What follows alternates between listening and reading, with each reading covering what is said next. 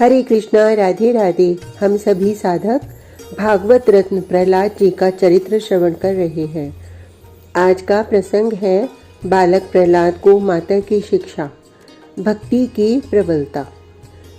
जब से राजोद्यान में माता के साथ बालक प्रहलाद की भक्ति विषयणी बातें हुई, तब से प्रहलाद की भक्ति रस की धारा और भी अधिक वेग से प्रवाहित होने लगी। इससे माता कयादु की चिंता दिनों दिन बढ़ने लगी। बालक प्रहलाद संसार में जो कुछ देखते और सुनते थे, सभी में अपने हृदयेश्वर भगवान हरि की ही भावना करने लगते और इसी आवेश में वे कभी उछल पड़ते, कभी नाचते और कभी गाने और रोने लगते। दिनों दिन उनकी दशा देख लोगों को पागलों जैसी प्रतीत होने लगी और उनकी इस दशा की चर्चा चारों ओर होने लगी। लोग देखते कि राजकुमार कभी तो निर्जन स्थान में घंटों बैठ न जाने क्या सोचते हैं और कभी रास्ते चलते भी कूदते, नाचते, खिलखिलाकर हंसने लगते हैं। यह समाचार धीरे धीरे पिता को हिरण्यकशिपु को मिला और पुत्र की प्राण प्रिय पुत्र की यह दशा सुन और देखकर उसको भी बड़ी चिंता हुई। उसको बालक प्रहलाद की भगवत भक्ति का अभी तक पता नहीं था, किंतु उसकी उदासी वृत्ति से ही उसे चिंता होने लगी।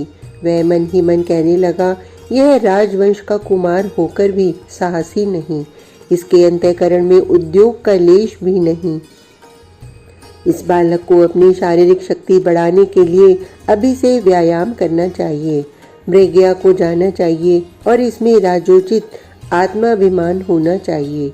किंतु मालूम नहीं क्यों इसमें राजकुमारों जैसे राजनीति के एक भी लक्षण नहीं दिखता। अंतोगत्वा दैत्यराज ने अपनी स्त्री महारानी कयादु से कहा कि प्रिय, इस बालक को धीरे धीरे तुम संभालो। बाल काल में बालक पुत्र को शिक्षा देने का भार माता पर ही होता है। जब तक बालक गुरुकुल का अधिकारी नहीं हो जाता, तब तक उसका श्रेष्ठ आचार्य उसकी माता ही होती है। प्रियतमे, क्या कारण है कि यह बालक इस प्रकार के स्वभाव का हो रहा है? बालकों में माता पिता के गुण होने चाहिए, किंतु इसमें तो न तो तुम्हारे से साहसी गुण हैं और न मुझसे निर्भय एवं उग्र विचार ही हैं।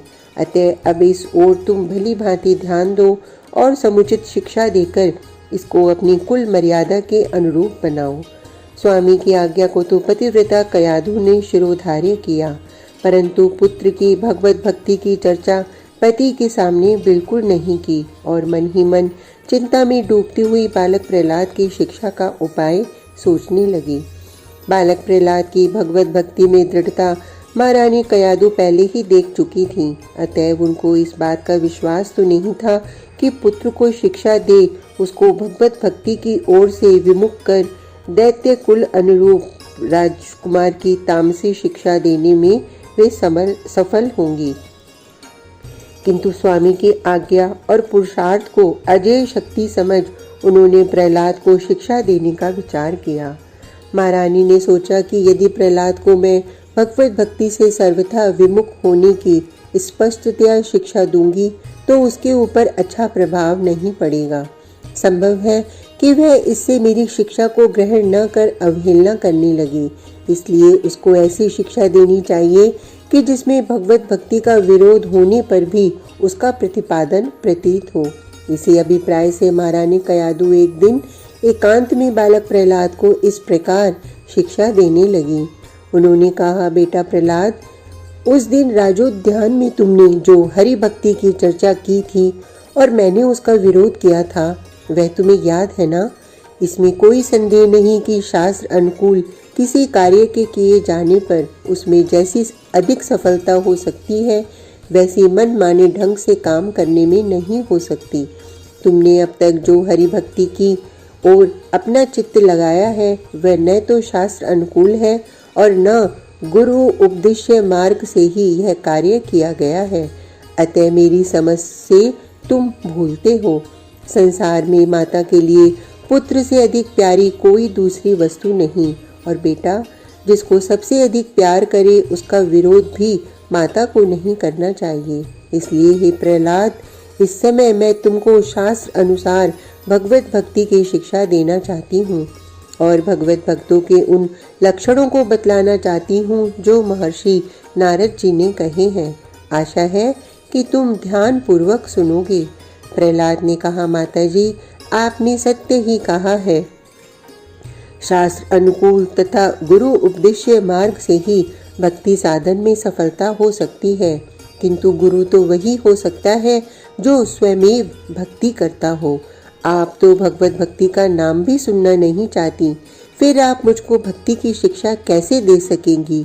माता ने कहा, बेटा, तुम बातें तो बड़ी बड़ी करते हो, किंतु यह नहीं जानते कि तुम्हारे पिताजी के भय से हम ही क्या न जाने कितने लोग ऐसे मिलेंगे जो अंतःकरण से हरि के परम भक्त होते हुए भी ऊपर से हरिद्रोही बने हुए हैं। अतएव हम लोगों के आचरण पर नहीं बल्कि उपदेशों पर ही तुमको ध्यान देना चाहिए। प्रहलाद ने कहा, अच्छा माताजी, अप्रसन्न मत होजिए, कहिए, मैं सुनता हूँ, किंतु शीघ्र ही अपना उपदेश समाप्त कर दीजिए, कहीं पिताजी न आ जाएं।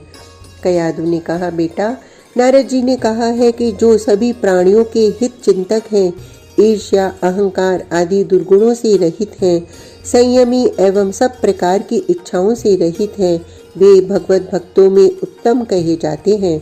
जो मन, वचन, कर्म से किसी प्राणी को पीड़ा नहीं देते और स्त्रियों की आसक्ति से रहित हैं, वे ही भगवत भक्त हैं। जो मनुष्य श्रेष्ठ कथाओं के सुनने में मन लगाते हैं और कथावाचक पर जितनी भक्ति होती है, वे भगवत भक्त हैं। जो लोग अपने माता पिता को गंगा और शिव के समान पूज्य मानते एवं उनके आज्ञा अनुसार सेवा करते हैं, वे भगवत भक्त हैं। जो देवताओं की पूजा में रत रहते हैं और भगवान हरि की पूजा को देखकर आनंदित होते हैं, वे भगवत भक्त हैं। जो अपने वर्ण और आश्रम में रहने वाले धर्मात्माओं की, विशेषकर यतियों की सेवा करते हैं और पराई निंदा से सदा परांगमुख रहते हैं, वे ही भगवत भक्त हैं। जो लोग सदा प्रिय वचन बोलते हैं, किसी को कठोर वचन नहीं कहते और संसार में गुण को ग्रहण करते, दोषों की ओर ध्यान ही नहीं देते, वे भगवत भक्त हैं। जो सज्जन संसार में सभी प्राणियों को अपने ही समान समझते हैं, शत्रु और मित्र दोनों में ही समान भाव देखते हैं, शत्रु से भी मित्र भाव रखते हैं, वे भगवत भक्त हैं।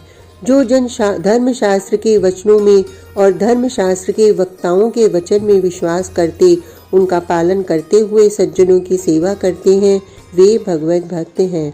जो स्वयं पुराणों की व्याख्या करते, पुराणों को सुनते, पुराण वक्ताओं के भक्त हैं, वे भगवत भक्त हैं। जो जन गौओं और ब्राह्मणों की सेवा करते, तीर्थ यात्रा में पारायण हैं, वे भगवत भक्त हैं। जो लोग दूसरों की बढ़ती देख प्रसन्न होते हैं और सदा हरि नाम जपते हैं, वे भगवत भक्त हैं। जो मनुष्य बाग बगीचे लगाते, वृक्षों का आरोपण करते, कूप, तालाब, सरोवर खुदवाते बनवाते हैं, वे भगवत भक्त हैं। जो सज्जन सरोवर बनवाकर उसके समीप देव मंदिर की रचना करते हैं, गायत्री को सदा जपते हैं, वे भगवत भक्त हैं। जो जन विष्णु के नामों को सुनकर रोमांचित होकर पुलकित हो जाते हैं, वे भगवत भक्त हैं। जो मनुष्य तुलसी वन को देखकर प्रणाम करते, तुलसी की माला गले में धारण करते हैं, वे भगवत भक्त हैं। जो जन तुलसी जी की सुगंधि से प्रसन्न रहते और उनके मूल की रज को मस्तक पर चढ़ाते हुए अपने आप को कृतकृत्य समझते हैं, वे भगवत भक्त हैं। जो मनुष्य अपने आश्रम धर्म का पालन करते हुए अतिथियों का यथोचित सत्कार करते हैं, वेदों के अर्थ ज्ञाता और वक्ता हैं, वे भगवत भक्त हैं। जो मनुष्य शिवजी के प्यारे और शिवजी पर आसक्त चित्त हैं, त्रिपुंड धारण करते हैं, वे भगवत भक्त हैं। जो जन भगवान शंभु के नामों का उच्चारण करते, रुद्राक्ष की माला को धारण करते हैं, वे भगवत भक्त हैं। जो लोग बड़ी बड़ी दक्षिणा से युक्त यज्ञों से शिवजी की पूजा करते हैं या परम भक्ति से भगवान विष्णु की पूजा करते हैं, वे भगवत भक्त हैं। जो सज्जन शिवजी में और परमेश्वर में, विष्णु भगवान और परमात्मा में समान वृत्ति से बरतते हैं, अर्थात विष्णु और शिव में अभेद बुद्धि रखते हैं, वे भगवत भक्त हैं। जो जन शिव जी को पूजते हैं, उन्हीं के पंचाक्षर मंत्र को जपते, उनके ध्यान में परायण हैं, वे भगवत भक्त हैं। जो विद्वान अपने पठित शास्त्रों को दूसरों को पढ़ाते हैं, ज्ञान दान करते हैं, वे गुणीजन अपनी कीर्ति से प्रकाशित भगवत भक्त हैं। जो सज्जन सदा व्रत देते, अन्नदान देते हैं और पौसला चलाते हैं, सदैव एकादशी का व्रत रखते हैं, वे भगवत भक्त हैं। जो दानशील जन गोदान कन्यादान करते हैं और जो भगवत अर्थ कर्म किया करते हैं, वे भगवत भक्त हैं।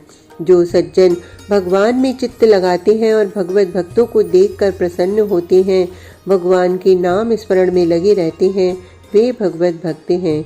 विशेष क्या कहें बेटा, नारद जी ने अंत में कहा है कि जिनमें मनुष्यों के श्रेष्ठ गुण विद्यमान हैं, वे सब भगवत भक्त हैं।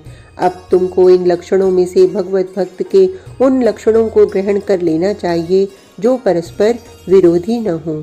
जैसे पिताजी को शिव के समान पूज्य मानकर उनके आज्ञानुसार ही उनकी सेवा करना, शिव की पूजा आराधना, उनके मंत्र का जप ध्यान करना, रुद्राक्ष धारण करना और उनके प्रसन्नार्थ बहु दक्षिणा वाले यज्ञों को करना। इतना ही नहीं, विष्णु भक्ति और विष्णु नाम जपने, वैष्णवों की सेवा शुश्रूषा के अतिरिक्त तुम अन्यान्य सभी धर्मों का पालन कर सकते हो और भगवत भक्त बन सकते हो। किंतु विष्णु संबंध जोड़ने से पिता का विरोध होगा, जो भगवत भक्त के धर्म के सर्वथा विरुद्ध पड़ता है। अतएव मैं तुमसे यही कहती हूँ कि बेटा, अपने दोनों लोक बनाओ और पूज्यपाद पिता और परम पिता भगवान शंकर की भक्ति करके भगवत भक्त के उत्तम पद को ग्रहण करो। यही शास्त्र सम्मत मार्ग तुम्हारे लिए सरल और हमारे लिए सुखप्रद है। प्रहलाद जी ने कहा, माता जी, आपके भगवत भक्त के लक्षण सचमुच बड़े उत्तम हैं और मैं भी भगवान विष्णु से यही प्रार्थना करता हूँ कि वे मेरी पितृभक्ति सदा बनाए रखें और पिताजी के हृदय को ऐसा बदल दें जिससे अकारण शत्रुता का भाव मिटे। आपके कथनानुसार मेरे दोनों लोक बने और आपको भी मेरे द्वारा कष्ट और चिंता न होकर परम सुख मिले। पुत्र पर अपने उपदेशों का कुछ भी प्रभाव पड़ते न देख माता को बड़ी चिंता हुई। सोचने लगी, अब मैं इसको किसी दूसरे दिन समझाऊंगी। इसकी विष्णु प्रीति हटती नहीं और स्वामी के हृदय से विष्णु द्रोह हटने वाला नहीं। अस्तु, उद्योग करने का विचार उन्होंने फिर भी नहीं त्यागा और विलंब होते देख बालक प्रहलाद को भोजन के लिए ले गईं। पुत्र को भोजन कराकर स्वयं फिर अपनी चिंता में लग गई कि पुत्र को कैसे रास्ते पर लाया जाए। जिस भगवत भक्ति रूपी रसामृत को पाने के लिए लोग तप और योग करते करते थक जाते हैं, जिस तत्व को समझने के लिए जीवन पर्यंत बड़े बड़े तपस्वी न जाने कौन कौन सी साधनाएं किया करते हैं और जिस अलभ्य पदार्थ के पाने के लिए न जाने कितने योगी जन कितने ही जन्म बिताते और जब योग की समाधि लगाते हैं, उसी अलभ्य पदार्थ को, उसी भगवत भक्ति के रसामृत को जिस बालक प्रहलाद ने अपने इस छोटी सी अवस्था में पा लिया है, उसको समझाने वाला और समझा बुझाकर उसके हाथों से नहीं उसके हृदय से निकाल फेंकने वाला संसार में कौन है। अपने स्वार्थवश अथवा प्राणपति एवं प्राणाधिक प्रिय पुत्र के बीच सद्भाव बनाए रखने के लिए पतिव्रता एवं पुत्र वत्सला कयादु भले ही जी तोड़ परिश्रम करती रहीं, किंतु बालक प्रहलाद के हृदय से भगवत भक्ति का दूर होना और उनके मुख से हरिनाम कीर्तन की अमृत धारा का रुकना कष्ट साध्य नहीं, सर्वथा असंभव है। अब प्रहलाद का सारा समय भगवान की कीर्ति गाने, उनके नाम कीर्तन, चरण वंदना में ही बीतने लगा। प्रहलाद का जीवन इस छोटी सी अवस्था में ही प्रेममय हो गया और सारा संसार उनको अपना ही कुटुंब सा दिखलाई देने लगा। उनके मन में राजपुत्र होने का कुछ भी अभिमान न था। सादगी, सरलता, साधुता, पवित्रता के अतिरिक्त उनके हृदय में किसी भी प्रकार विकार का स्थान न था। यह दृढ़ सिद्धांत है कि बिना आधार के मन की अस्थिरता दूर नहीं हो सकती। प्रहलाद सब जानते थे, उनको सब तत्व ज्ञात थे, परंतु अभी उनकी बुद्धि में कुछ चंचलता शेष थी। वह उसको दूर कर बुद्धि को वो एक परमात्मा में स्थिर करना चाहते थे। इसी विचार से प्रहलाद अपने आराध्य देव को निज हृदय मंदिर के बाहर देखने के लिए भी लालायित हुए और पिता से छिपाकर उन्होंने भगवान हरि की एक मूर्ति रखी। उसी सुंदर मूर्ति की वे उपासना करने लगे और उसी से उन्होंने अपना प्रेम बढ़ाया। इस प्रकार उन्होंने अपने चित्त को साधार उपासना में लगाया। मूर्ति के आधार को पाकर उनकी पवित्र भक्ति रूपी सुर सरिता ऐसी उमड़ी कि फिर वह जीवन पर्यंत बढ़ती ही गई। आज का प्रसंग इतना ही। कल तक के लिए हरे कृष्णा, राधे राधे।